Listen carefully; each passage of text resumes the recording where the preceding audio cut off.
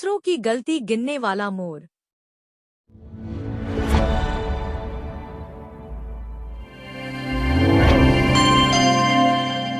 एक घने और संतुलित जंगल में, जहां पेड़ समय की तरह स्थिर खड़े रहते थे और हवा बिना शोर के बहती थी, वहां एक सुंदर मोर रहता था। उसके पंख रंगों से भरे हुए थे, उसकी चाल में आत्मविश्वास था और उसकी आंखों में हमेशा यह भाव रहता था कि वह बाकी सभी से बेहतर है। जंगल में कोई भी उसे उसकी सुंदरता के कारण चुनौती नहीं देता था और धीरे धीरे यही सुंदरता उसके स्वभाव का आधार बन गई। उस मोर की एक आदत थी, वह हर जानवर की छोटी छोटी गलतियों पर ध्यान देता था। कोई हिरन रास्ता भूल जाए तो वह उसे मूर्ख कह देता। कोई खरगोश समय पर न पहुँचे तो वह उसकी आलस की चर्चा करता। अगर कोई पक्षी उड़ते समय नीचे गिर जाए तो मोर अपनी गर्दन ऊंची कर लेता, मानो उसने कभी गलती की ही न हो। वह जंगल में घूमते हुए हर किसी की कमी ढूंढता और मन ही मन खुद को सबसे समझदार मानता। धीरे धीरे जंगल में यह बात फैलने लगी कि मोर की नजर हमेशा दूसरों की गलतियों पर रहती है। जानवर उससे डरते नहीं थे, लेकिन उसके पास खुलकर जाने से कतराने लगे। वे जानते थे कि मोर मदद कम करेगा और टिप्पणी ज्यादा। मोर को यह दूरी महसूस तो होती थी, लेकिन वह इसे अपनी महानता समझता रहा। उसी जंगल में एक पुराना पीपल का पेड़ था, जिसके नीचे सभी जानवर कभी कभी विश्राम करते थे। उस पेड़ के पास बैठकर अनुभव साझा करना जंगल की एक पुरानी परंपरा थी। एक दिन वहां जंगल की एक छोटी सी सभा हुई। कोई बड़ा कारण नहीं था, बस आने वाले मौसम को लेकर चर्चा होनी थी।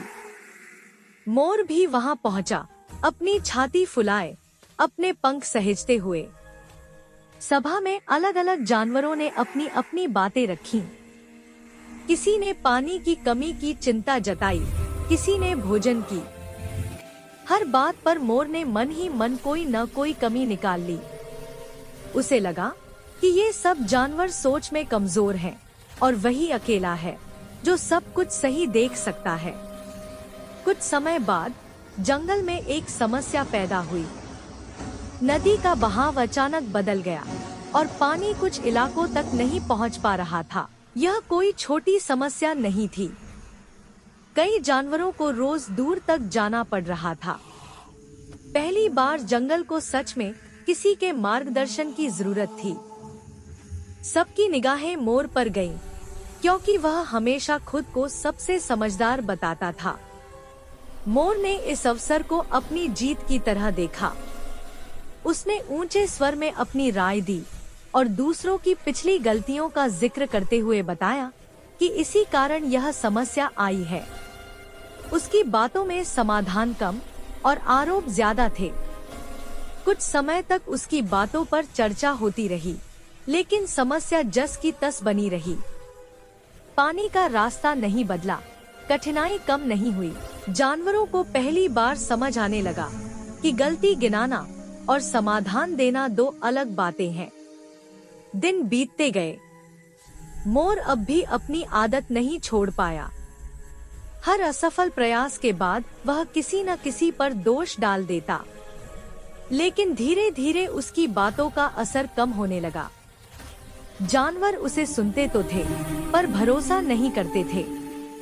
एक शाम जब मोर अकेला नदी के पास बैठा था, उसने देखा कि उसका ही एक पंख पानी में फंस गया है। वह निकलने की कोशिश करने लगा, लेकिन जितना जोर लगाता उतना ही उलझता गया। पहली बार उसे किसी की मदद की जरूरत थी। उसने आसपास देखा, लेकिन कोई पास नहीं आया। सब दूर से देख रहे थे। काफी देर बाद एक बूढ़ा कछुआ धीरे धीरे उसकी ओर बढ़ा। उसने बिना कुछ कहे मोर के पंख को सावधानी से पानी से निकाला। मोर को पहली बार यह महसूस हुआ कि जिसे वह हमेशा कम समझता रहा, वही इस समय उसके सबसे ज्यादा काम आया। उस शाम मोर बहुत देर तक चुप रहा। जंगल वैसा ही था, लेकिन उसके भीतर कुछ बदल चुका था।